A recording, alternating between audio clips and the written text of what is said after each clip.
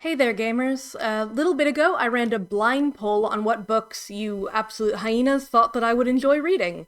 Now, I have a lot of books on my to-read list, probably at least 40 in this house, if I really had to give an estimate, and a whole slew of more personalized suggestions on my Discord channel.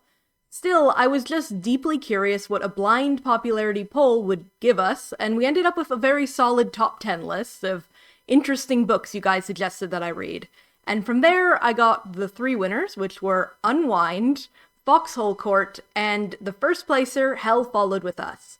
The idea of this poll is that I would read and do a proper whole review on whatever book won first place, and that was Hell Followed With Us.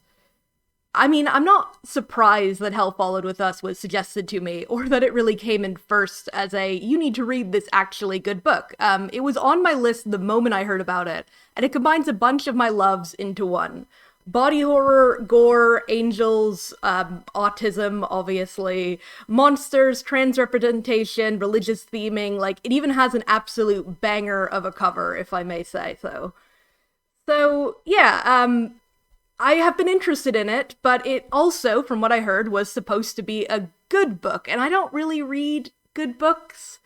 I mean, I do sometimes for fun. I really do occasionally, but I really like my bad books, and I stick to them for a bit of a reason. Like, when Hell Followed With Us won the community poll, I was both really jazzed and a bit nervous. I like to think that I'm good at breaking down bad books, that's what I do here. But I also kind of think that I'm less skilled in discussing books that I actually like. Like, if you ask me to recommend Mortal Engines to you, I will mostly just flail around and be like, you gotta read it. I mean, big city, bite. Big city bite other big city. It's very, very good. Humanist themes, colonialism, ooh, lots of stuff going in there. And that's sort of just how I wind up being. I'm a lot less good at kind of summing up my feelings I find with things that I enjoy than I am in naming and understanding things I don't enjoy. So I wasn't sure how I was going to handle Hell Followed With Us, which I'd heard was good, and spoiler alerts, is good. Like, but yeah, I mean, it's good practice, and, you know, I'm doing it, I'm here. The thing is, I almost always also spoil books that I review. With a bad book, I feel like that's half the point of me doing a review. It's basically why I started doing reviews. Like, no one should have to read Save the Pearls, but learning all the bizarre details inside Save the Pearls is really fun. So I read it, you never have to and don't.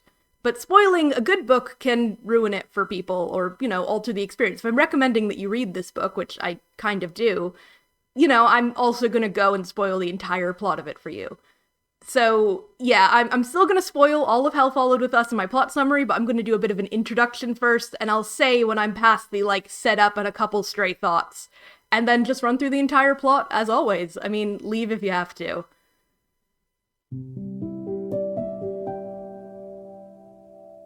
But so, Hell Followed With Us. It is a trans body horror about a boy who has been made into a biological weapon by a Christian cult and decides to channel his rage back at his oppressors. That's the rough plot, and that's honestly the full plot.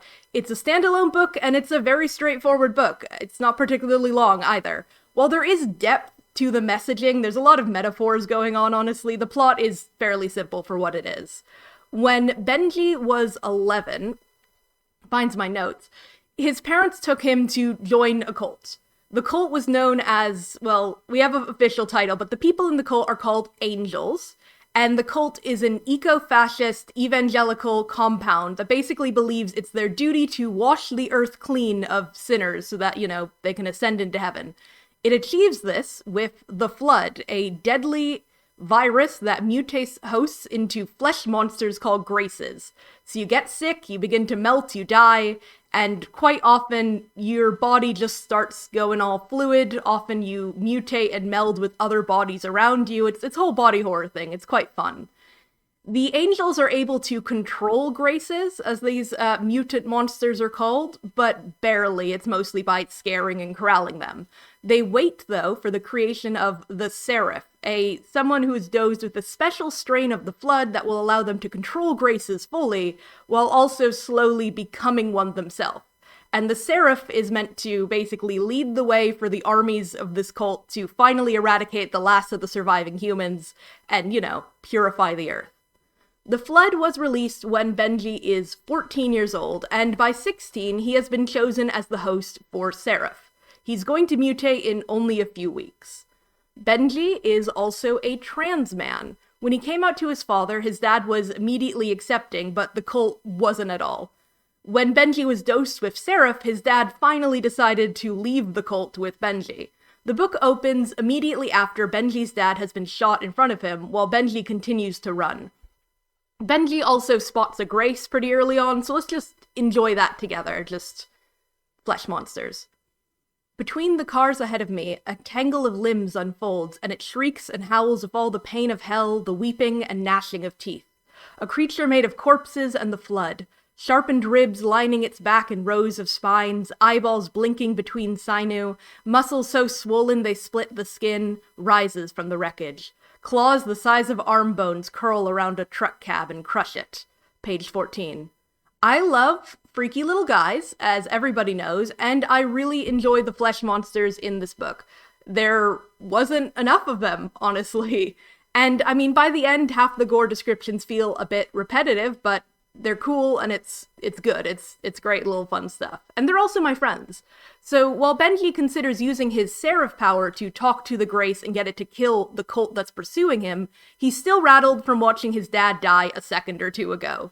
His dad had told Benji never to use Seraph's power and become the monster that the angels want him to be. So Benji doesn't, reminding himself to be good. And being good is a theme in this book, and this book in general has themes. It's wonderful. As much as I'm going to critique other stuff, it's nice to read a book with obvious themes and give it just a thumbs up. Yay! Benji is constantly worrying about being good, and throughout the book repeatedly states he's fine when he's not, he's trying to be more passive just by default. Most of the book he is eating a lot less than he needs to because he's afraid to take up space. It's the effects of, cult upbringing, and also, rampant transphobia that he has endured his life. So, he's trained to be passive, and his arc in the book is realizing he doesn't have to be. Why be good when your enemy is so clearly not? The angels seek and have achieved pretty much global genocide, and Benji finding and using his rage against that is his arc. It's something that parallels real life too. There's a pressure to be thankful as a minority that you're allowed to exist and be respected, when you shouldn't have to be good and thankful to exist. You simply have the right to exist and should be able to feel and be as you want in addition to that. Benji's dad tells him that evil begets evil, and this book says no, evil must be fought, and that can mean violence. For a lot of people, that violence is cathartic. Again, look to real life. People peacefully protest and people violently riot, but both are extensions of the same impasse to injustice. Sometimes violence creates change, and a peaceful approach can't. Either ways, the right to be angry is often denied to minorities like trans people, because if you're angry, you're more likely to just be dehumanized, villainized, or just plain murdered. You have to be sort of cooperative in, a system that might want you dead, because it's the safest way to be. And that means often throwing out anger and all of your bad feelings, when the message of this book, and as it should be, is that you have the right to feel these things and you should embrace that. I consider myself actually a bit of a pacifist. I can't remember ever really feeling anger. I like to think communication and understanding can solve most conflicts. Most small conflicts, at least. Life is complicated. Sometimes there is no hope for empathy from your enemies, and sometimes you're just pissed off and don't know what else to do. I understand the rage that this book validates and speaks to. It's valid, even if I personally don't relate. Benji is escorted by angels back towards the cult compound. He's with a death squad soldiers, the cult's militia, who hunt down remaining non-believers. As they make their way back through the ruins of the city, the death squad is attacked by a mysterious group of people. Benji is able to hide and saves one of them by talking to a Grace. He's then taken in by these survivors, who turn out to be The Watch, a group of teens holed up in an LGBT+ youth center called the ALC, or ALC, who hunt cultists in exchange for supplies. Here's where the introduction summary ends. I have a lot more to talk about, but we'll be heading more into spoilers and more specific details from the rest of the book from here on out.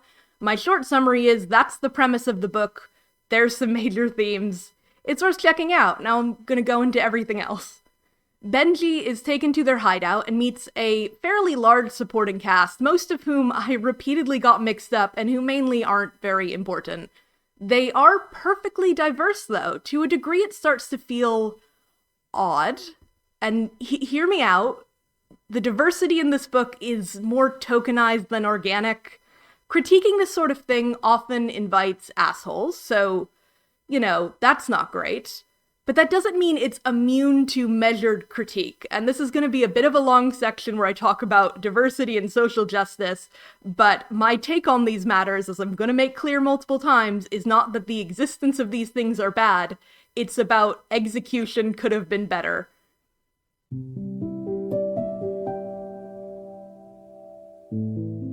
Diversity is good. Diversity is natural. People sure do be diverse in all kinds of ways. A book with clumsy diversity is still better than one where it is conspicuously absent, and I don't doubt the author's good intentions. There is nothing offensive about this diversity. This is not a call-out post.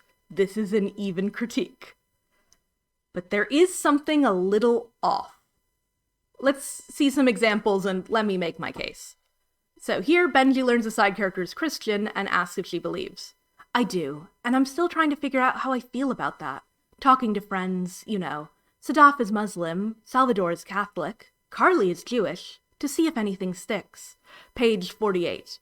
Faith isn't really discussed by any characters further, not like this, and only with Cutoff does it ever come up again as a joke in passing that she's Muslim. But, good thing in this group of 40 kids we have in the main cast immediately, one of each of the major religions, I guess. Sure. Or here's another one. Lila, a girl with a cane, has found her first aid kit in the back room and is going around with what little supplies she has. Lila is a minor character who is introduced after some pretty dramatic events, first aid kit and all, and mentioned once in passing. She's not important. She doesn't really need the signifier in a little comma, a girl with a cane. Because, it doesn't come up again. It's not referenced in the one paragraph that she's doing anything. It just sort of feels like if your representation is a comma splice like that, if you can delete it and say, Lila found a first aid kit and was helping everybody, and that doesn't alter anything in the book for her later mentions or what she's doing, it feels a little bit out of place. Now, obviously, there's another side to this, which is a case that a lot of people, have two opinions on this. Is this a character with autism, or is this an autistic character? This is not important to Hell Falls With Us, which has great autistic rep. But this is very much an issue when it comes to diversity and authenticity, and it varies per person, Some people identify with, their autism first, and some people prefer to think of it as just, I am autistic, but it's just one part of me, where other people feel it defines more of their life, and so they feel an autistic person is more of a authentic describer to them. That is entirely fair. It's a case that, maybe we don't need justification. We don't need to have, it mention the cane and then bring it up to make sure it's valid. She just has a cane. But also, we are talking about a book, and we're talking about a character who's mentioned, twice, and it kind of stands out. I mean, what if she was a girl and she had a cane, and the sentence was more like, Lila was struggling to stand, her weight against her cane, but she fought through the pain to distribute the supplies. I'm not saying that's an amazingly good sentence, but hopefully it captures my idea. That maybe it should be a little bit more like a normal thing and less like a side obligation to mention. In general, characters are introduced with race, gender, and sexuality at the forefront, with a little bit of overlap. Beyond Benji, we have a trans woman, a trans man, a trans non-binary person, there's aromantic, gay, lesbian, where we really have the full rainbow of things. And like everything, I must repeat, this isn't a sin, but it feels repeatedly inorganic, especially considering the other half of this coin, which is the social justice fixation 2 years after the apocalypse, and at least 15 years in the future from now. Here's a quote. Look, he's awful. He bought into a bunch of gatekeeping rhetoric before that day, and all he does is lick boots. Said I was making a mockery of the trans movement for using fake pronouns, and I nearly strangled him. Pinkwashed colonialism and all that. Page 91. Maybe it's a cutting satire of liberal communities that everyone is still obsessed with infighting and buzzwords, even in the face of a monster-filled apocalypse. Mostly, it's kinda confusing. There is no trans movement anymore, guys. You are starving to death fighting an evil cult. What does pinkwash colonialism even mean 2 years after all your friends and family have died, and 15 years after, that would have fit in common parlance? Surely we're discussing, before the apocalypse. We had different words and terms for these phenomenons because that is how the social language evolves.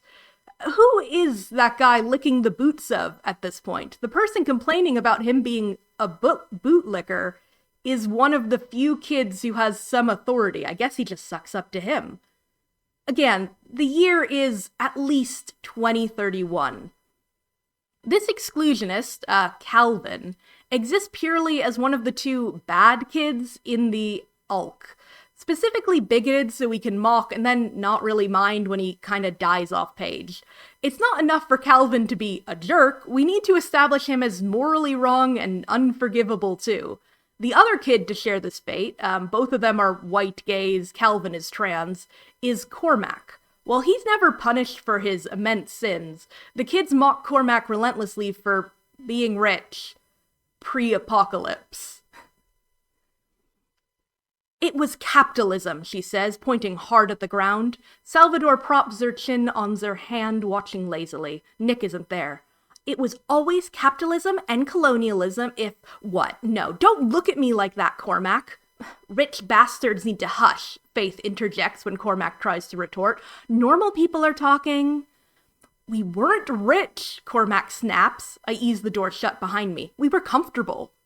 Your parents own the Acresfield Country Club, Salvador groans. Shut the fuck up. Page 84. This is something Benji walks into on his first official watch meeting, suggesting their meetings are regularly filled with, I guess, trying to figure out what caused the apocalypse? But we know what caused the apocalypse. It's the bioterrorist doomsday cult in your town who just killed one of your friends like yesterday. What are you guys doing? And Cormac being rich is a repeated, kind of nonsensical joke. Kids later joke about eating the rich, and most confusingly, Benji gets in on it immediately. Even though it would be really satisfying to punch Cormac in the face. Did his parents actually own a country club? Figures. Page 85. It's one thing that the kids at the Social Justice Center are still so passionate about old school social justice issues. But Benji is incredibly self-aware for a kid raised in a cult. We don't really know what his life was like before he was 11, but while 5 years of brainwashing has had large impacts on his need to be good and not take up space, his knowledge and care for social justice issues just doesn't make sense. I guess when he came out as trans, his dad taught him some stuff and stole some forbidden books. I'm not saying I wanted Benji to be inept about neopronouns or unaware of racism, but he displays instead not a middle ground, but a certain knowledge and care for modern-day issues that would fit him squarely on Tumblr, not a cult compound in 2033. Here's an establishing section early on. One of the newspaper clippings is from all the way back in 2015, celebrating the legislation of gay marriage in the United States. I can't picture 2015. I don't think Mom and Dad had even met. Every picture shows a world I left behind when I was 11, a world the angels destroyed when I was 14, a world I don't know at all. I'm staring at a photo, people with their fists in the air, screaming with rage and power, when the door opens again. Page 35. So this is Benji the moment he's been taken in by the Ulk and the Watch. He's looking around an old office at this LGBT plus youth center, and he has only a distant sort of knowledge of gay marriage. It's, his parents hadn't even met. He regards the world that is something he left behind when he was 11. a world he doesn't know. He stares at a photo and he doesn't seem to recognize what it's of. He recognizes it's people with their fists in the air, screaming with rage and power, but he isn't able to say, oh, this is a picture from the civil rights movement, this is a picture of Stonewall. It's just a picture to him. He doesn't seem very well informed, one could say, which makes sense. Even if he might have learned from, say, his dad some things that helped undo ideas he might have been introduced to in the cult, being trans and not fitting in with the cult basically has made him, and I accept it, more immune to the propaganda of living in a cult than others, because he's been ostracized about his gender the entire time. He doesn't feel like it's home. He doesn't believe a lot of the things the cult believes, because he knows that they're wrong, because they deny him his gender. It makes sense that he would have extra awareness compared to somebody who just left the cult completely fresh, no other context. But here's Benji like a week later in his thoughts. She was especially beloved by white women 30 and older, and was one of the best propaganda machines a fascist evangelical terrorist cult could ask for. It's amazing how locking down one key demographic, white people in rich countries, means you can get your claws into the world so tightly you can tear it all down to pieces around you. Page 124. And similar passing thought. This is a group of middle-aged white men. Okay, 4 white men and 1 white woman, but the angels have made it painfully clear that's no better. Another stares at Salvador as if he's trying to figure them out, which has so many racist and transphobic implications, the air goes thick with it. Page 55. The issue with this isn't the ideas or opinions being expressed, but how incongruous they are to Benji. Where did he learn this discourse? It's lucky he seems to only have the correct opinions, at least. I have a note here, and that note says, go, well-informed white boy, go, 2 exclamation points. So, If Benji learned this stuff from his parents or society before he was 11, like, okay, that's one socially, politically cognizant middle schooler. He didn't learn it in the brainwashing abusive cult. Benji's dad taught him about being trans, so did his dad also teach him about institutional racism? If Benji's dad is so aware of all of this stuff, why did he willingly join the vaguely white supremacist cult? Obviously, he was following his fanatic of a wife, but even if your wife seems really, really keen on this cult stuff, I think I might not join a cult with my 11-year-old child. Yeah, I think I just wouldn't join the cult if I was at all, say, as politically, socially minded as his dad is, apparently, if he's the one who taught Benji this stuff. And yeah, the white supremacy is a very interesting facet to this book. It comes up several times, such as when Benji notices a selection of books his later love interest Nick has. He's collected piles of books on warfare, white supremacy, religion, and the history of environmentalism, and stacks of old newspapers gone soft around the edges, page 142. Now, as a post-apocalyptic teen soldier fighting an eco-terrorist religious cult, reading up on religious subjects makes enough sense. But is white supremacy related? That's my actual point. As much as the book spells out every character's race immediately, often before any other physical features, it never actually says the angels are white supremacists. It's obviously implied. They wear all white, everyone we meet connected with them is white, and their rhetoric is about washing or cleansing the world of the undeserving. But why is a book that is so keen to spell out every label and bring it up so shy about labeling the villains as racist? I can't solve that. In broader terms, it's part of the metaphor, I guess, at work. Benji and his extremely diverse friends versus the powerful, unified threat of white supremacy. Minorities banding together to fight a cruel majority. I get that. What I'm critiquing is the execution. It was such a distraction while I read Hell Followed With Us that half of my notes are on it, and not the stuff I actually do like. And I really like this book. I think the author had good intentions, but all of this, the perfectly diverse diversity, the lingering focus on no longer applicable discourse, the preternatural predilection Benji has to holding correct opinions, feels just inorganic. Usually it's just awkward, it breaks up scenes, and it never goes anywhere as a theme or idea. And that is actually my biggest issue with Hell Followed With Us. And good news, at least, end of the day, none of it matters and doesn't prevent me from liking the other stuff. But I can't not talk about it. Back to the main plot. Benji and the Watch. Right. Benji has arrived at the LGBT plus youth center called the Ulk. It turns out they know he's Seraph and offer him a chance to, run off in the woods, monster out far away from here, or help fight back. Inspired by finding a welcoming community for the first time in his life, he decides he wants to help. And there's two other major characters I need to establish for this book before we go any further. That is Nick and Theo. Nick is with the Watch. He's autistic and gay and a great soldier. He's guarded and puts on a tough front, but Benji sees some softness in his core and also thinks he's hot. Nick is the love interest. Theo is Benji's fiancé from the cult. Theo and Benji were good friends, but caught when they started hooking up. To preserve Benji's purity, he was made to get engaged to him. Benji still loves Theo, but is also desperate to be free of the cult, which Theo strongly believes in. Theo also is revealed to have physically harmed Benji shortly before his escape, something difficult for Benji to accept and react to because of just the bizarre circumstances in both their lives. The Watch trades ears of angels for supplies from the Vanguard, a sheltered community of rich adults who are bunkering together. The Vanguard isn't very fair, but they're the only source of supplies the kids have. When the Ulk runs low, the Watch seeks out an angel hub in the city for a big raid, using Benji's grace-controlling powers.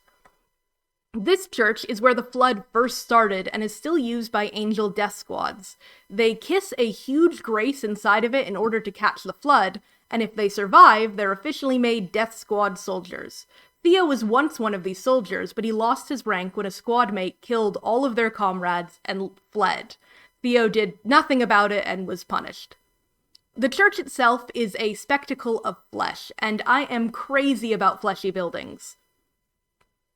The church drips of flesh, arteries the size of arms breaking through stained glass windows, root veins spreading out between the stonework, fingers grow from the cracks in the masonry, bodies hang from the architecture, the mark of wings painted on every door in the same shade of red as blood, like the blood on the doors of the Israelites to spare their firstborn sons.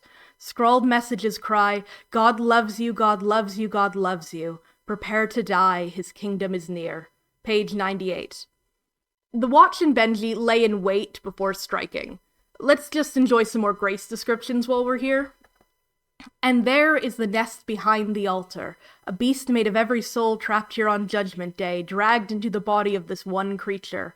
Hands reach out, torsos press against the thin veils of flesh, eyes peeking between bones, lungs, and scraps of jewelry trapped on the wrists of not quite dead. Their muscles spread in a quilt across the carpet, up the carved stone walls, under the pews, and between the beams of the ceiling. Page 108. Benji runs into Theo in the church. They are both stunned. Benji still loves Theo, but the last time they met, Benji had been dosed with Seraph, and he confessed to Theo that this scared him. Theo grabbed and attacked Benji. Benji's emotions and feelings about this are a mess. He can't really face it, and as the Seraph grows inside him, anger is one of the emotions Benji has the least control over. He finds himself angry at Theo, but Theo seems understanding of why Benji is angry and is apologetic about his actions, though they don't discuss the root issue of Seraph. Theo explains he's left the cult to find Benji and apologizes, which causes Benji to kiss him and promise to return later. Benji hides Theo in the church and steals supplies for him, even though the Ulk is running low. He justifies this by the fact that he is constantly starving himself and giving Theo his share. He feels guilty but confused by Theo's return, especially with his warring attraction to Nick. And Nick is a nice character. He comes off as aloof, but it's all masking, and his few point-of-view chapters are rife with relatable autism moments. You can really tell with the autism and trans representation in this book that it is authentic and born from real experience, which just feels good. So this is Nick, and it is specifically Nick at a meltdown point trying to stim and calm himself down, and it's very relatable. His lizard isn't enough, so he digs his palms into the rough carpet until his skin stops trying to crawl off his body. The Vanguard, the Grace, then Calvin, he has to keep it together. His job is to keep it together. He scrapes his palms red on the carpet, shakes them out, and presses them against his temples, right where he can feel the heartbeat pounding in his skull. It's page 78. So even though that might be a small thing, it is that... just the reference and idea of scrape your palms red against the car. I almost can move through the motions myself because I also do pretty rough stimming like that. And similar to him, he uses small bead lizards as his main stim focus. And I usually am holding small plastic figures when I need to stim. So yeah, I just enjoy reading that. But Nick is also hiding a secret from Benji. And that is that Nick doesn't respect him at all. Sort of. Fairly early on, we get a chapter from Nick's point of view. He's deeply stressed by a recent death in the Watch, and now Benji the Seraph has shown up.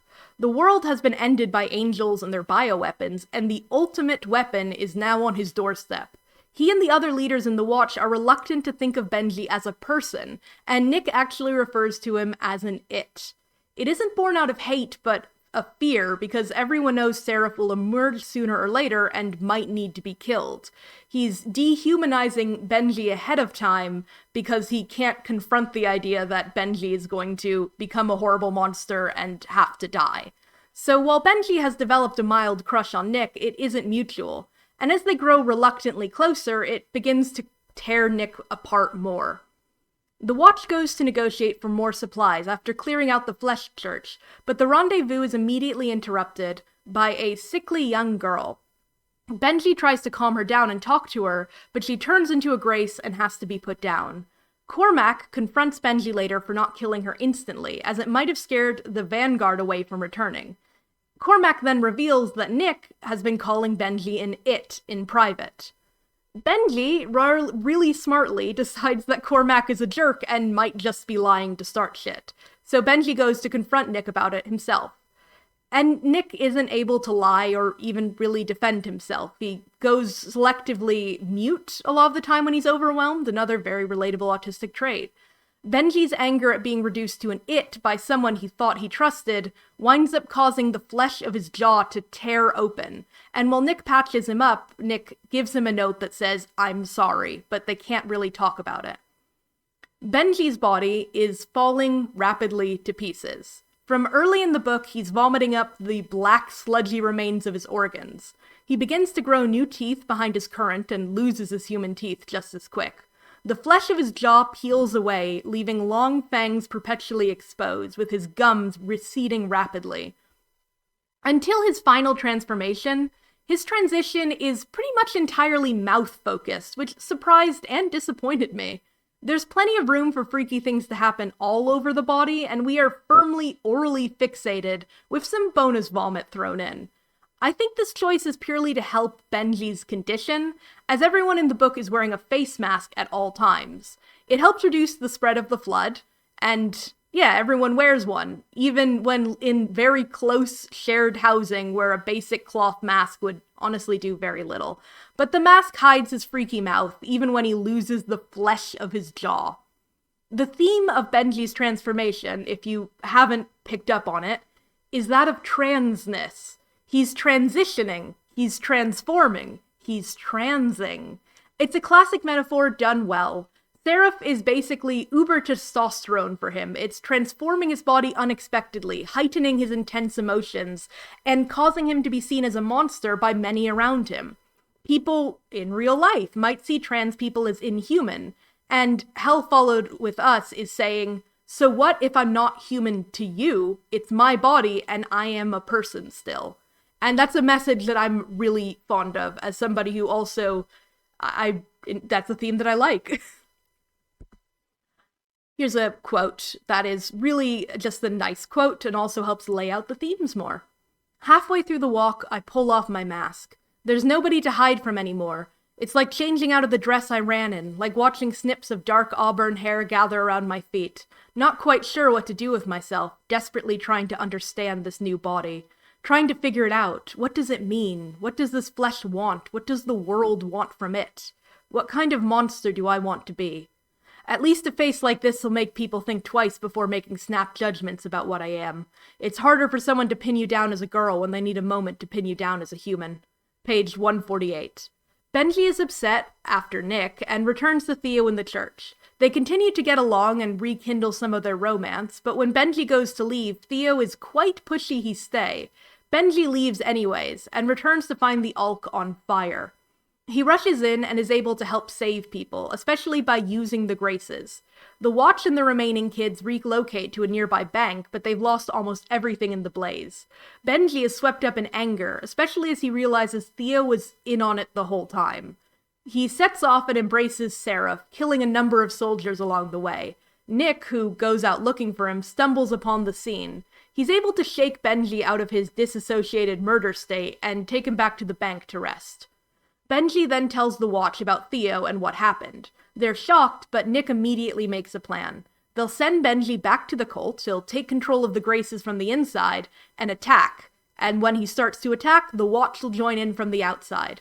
They'll kill everybody in the cult, be free of them once and for all, and not have to even worry about, well, being killed as they go out, among other things.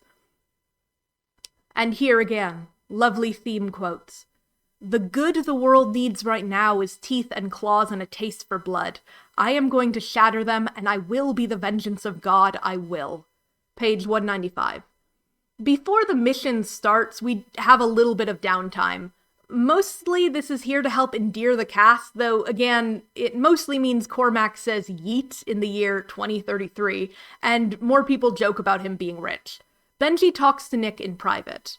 They've healed over the dehumanization issue, which sounds very passive to just say, but it's handled well.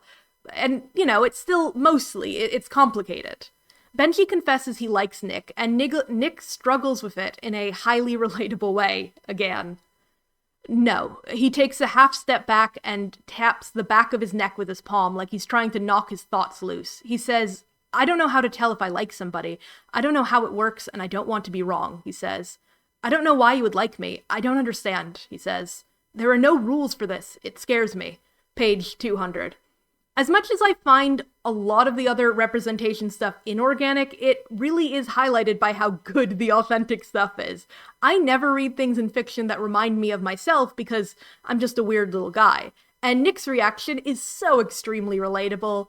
It's pretty much exactly how I felt when my first girlfriend confessed that they liked me, and I was just like, what? Huh? Confusion and mystery and just not knowing how any of these feelings and things work. Nick and Benji resolve to talk about the relationship more later when they survive all this. We're at the climax now. Benji returns to the cult where he has to suffer with constant misgendering and denial from his mother and community. Theo is there, and Benji can't stand the knowledge he was complicit in the burning of the Ulk. Benji learns Nick was once in the cult, a Death Squad soldier he'd never crossed paths with. In fact, Theo and Benji were once in the same squad, and Nick was the one who killed all his fellows and ran off to freedom. What was liberation for Nick was a downfall for Theo, who stayed and was punished for it. Benji is taken to a cleansing ritual in the cult as he waits for his moment to strike. The ritual involves cutting his back, but the preacher suddenly stabs his palm. The shock triggers his final transformation into Seraph. He loses control, awakening dormant flood in bystanders and turning them into half-graces, as his body tears itself apart fully. He passes out and is brought back to a lab. The creator of the flood and Seraph, Sister Kipling, monitors Benji. He despairs his new position under observation, as his plan with the Watch is void if he can't give a signal. They agreed he'd give the signal the next day, and that day is already passed. He's afraid that they're going to abandon him. His body is significantly different now. He is huge, with elongated limbs, 6 wings, covered in jutting bones and barbs. His jaw is dislocated and loose, and he has a very long tongue, endless rows of teeth, and even a tail made of bones. Sister Kipling confesses that she feels the angels were wrong, in hindsight. Benji asks her to send a signal to the Watch on his behalf, and she agrees. Benji's mother and Theo visit, and Benji has to keep it together to not just kill them in his anger. The cult wants Benji to embrace being Seraph and control the Graces, using them as an army to kill the last of the non-believers. Benji obviously doesn't want that. And more than that, he feels the Graces are much the same as him, seen as monsters but ultimately once people. They purr and seem social and he can communicate them, they're just deeply misunderstood and scary looking. The day comes they decide to let Benji out and have a big celebration in the cult welcoming Seraph as their blessed herald of the end. Theo is overly happy about this. Benji is his fiancé still, and with Benji back, Theo is allowed to rejoin the Death Squad.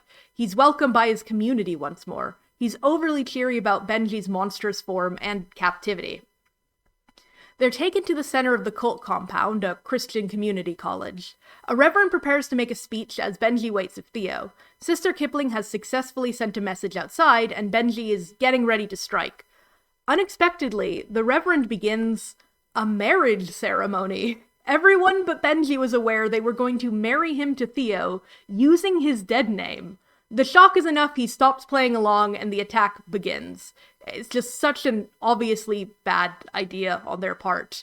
Benji is able to reawaken the dormant flood in people, killing many instantly with their horrific mutations. He causes the Graces to rampage as he and the Watch kill everyone they can.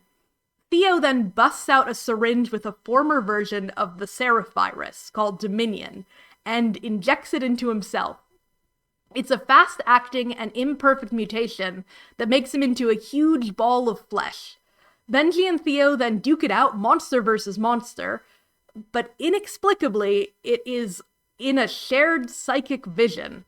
I can't explain this one. It comes up a bit earlier, where Benji has a few dreams or visions of seeing Seraph in the woods, and then suddenly the climax is the same.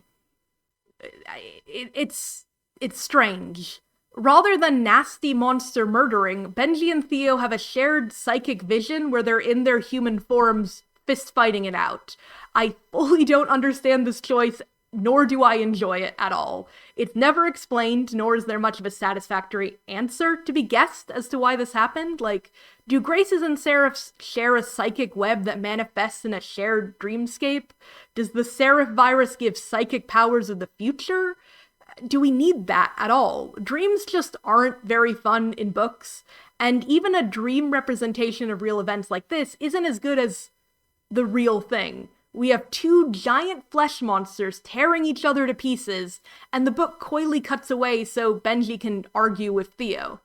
The arguing too in this climactic fight is a mix of good and Some of it is full circle for Benji, reflecting on his human body now that it's gone, and Theo's, mixed feelings is both love and hate for him. But also we get more on stuff we already know and really don't need underlined more, especially in the climactic final fight. Here's Benji. What? Genociding the entire human race wasn't the point? Like, you haven't spent your whole life praying for this world to be wiped clean. Besides, a bunch of rich white Christians and the handful of undesirables they decide were useful enough to man the guns. Stop. I'm one of those undesirables, Theo. You are too. Don't. They just tolerate you because you do what you're told. The words come so easily because I've seen what the angels have done to this world, and I understand. They don't give a shit about you, and no amount of sucking up to God or your dad is going to change that. Page 263. Ultimately, this confrontation is more about understanding Theo and his role. He's a gay boy who has suffered also under this cult, but while Benji was immune to propaganda, and Nick left violently, Theo never could. He wants approval from a society that will never accept him, but is willing to tolerate him as long as he serves. He both accepts Benji as male and doesn't, because ultimately the cult's transphobia overrides his connection to Benji, and even his gayness. Theo is a villain, but he's also a victim. There is something to his treatment I don't like, even though he's a pretty unpleasant character who becomes kinda cartoonish by the end. The book has multiple characters note that Benji and Nick are very similar people, but I think Theo needs to be included in that equation even more. Like, woohoo, Nick and Benji redeemed themselves and left the cult. Theo never could. Theo was pushed deeper into the cult by both of them, actually, when they left, and that's not the fault of Benji or Nick, but it is the truth. After battling out in the strange dreamscape, we cut to real life. Benji helps and Nick kill the mutated Theo, and the battle is over. The kids win. Benji helps clean up corpses, including Theo, and this is the button we have. His body is the one that makes me stop. He looks like me, kind of, but what my corpse would look like after days of decomposition. A version of me long dead. Is that what he was? A queer boy who rotted under the weight of what had happened to him? How easy would it have been for me to end up just like him? Benji then reaches inside Theo's body and creates a grace from his remains. Theo loved me. I loved Theo. He was wrong and he was a monster, but I did. Maybe I'm just a stupid boy. I don't know. Maybe in another world, one that didn't ruin him, he could have been better. I hold the tiny creature to my chest. There is no other world, just the one we have, and in this one, I am alive. Page 270. So, yes, the book knows. The book knows that Theo has lived a tragedy. We can only put blame for what happened on the evil cult, not Nick or Benji for surviving while Theo didn't. The message is that being excused is not an excuse for doing bad things, and sometimes your enemies will be fellow victims of the system you are now fighting. Sometimes that means unjust things might happen to people because they are remaining on the wrong side, and even if that is something they are not necessarily fully complicit in like abusive situations, it still means end of the day, Benji is surviving and has done what he needed to survive, and it is tragic that Theo could not. This is all true, and it adds some nuance to the story. I mean, with Theo, I think the only thing that kind of ruins some focus on this kind of messaging is when he jabs himself in the thigh and becomes like a rolling and growing flesh Katamari. It felt more like obligation, a singular sudden final boss to mark the end of the book, when he just sort of mutates himself, when a lot of the message could have been handled pretty much the exact same way, without him, again, just sort of cartoonishly going, I have an evil vial, and now I shall kill you by becoming a flesh Katamari. There's little left after Theo's death, just a bit of cleanup. Benji reflects on the Watch being his new home, and there's hope for the future now, that the angels are defeated in this corner of the world. Nick was mutated by the old flood inside him, now having a gash of teeth on his face, but he's fine, and that's fine, and everyone's fine, and fine being a very specific term. It's, well, we haven't cured everything, we haven't healed everything, we haven't addressed everything, but we're alive and we're fine, and the book ends as they hold each other and look to the future, which is the right place, really, for the story to end. It's too messy and big to expect them to fix the world, it's just about them surviving.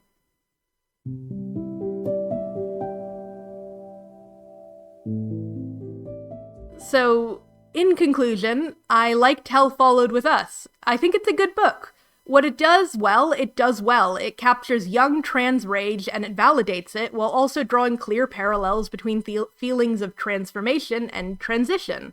Nick and Benji are both strong characters overall, and for all the kind of overzealous social justice fixations, it's a book with good intentions. It's earnest, and you can feel that. Sure, there's other issues, and I'll put a couple of them out. It's not a horror book. It only has body horror as a name. Nothing horror about this at all. The gore we have is fun, but it relies on a couple base ideas of gore and doesn't get much freakier than flesh piles and vomiting endless organs.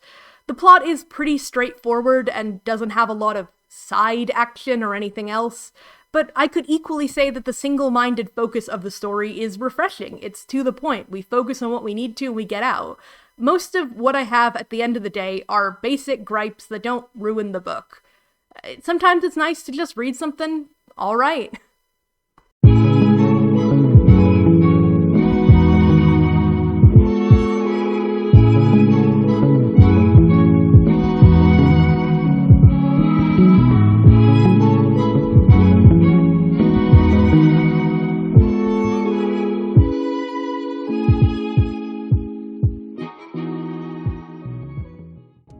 Taking it from the last quote.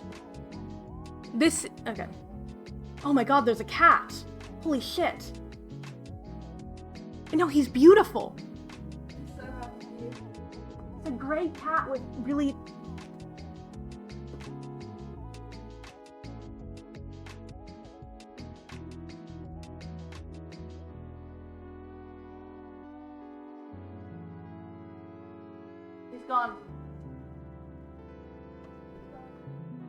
He's gone.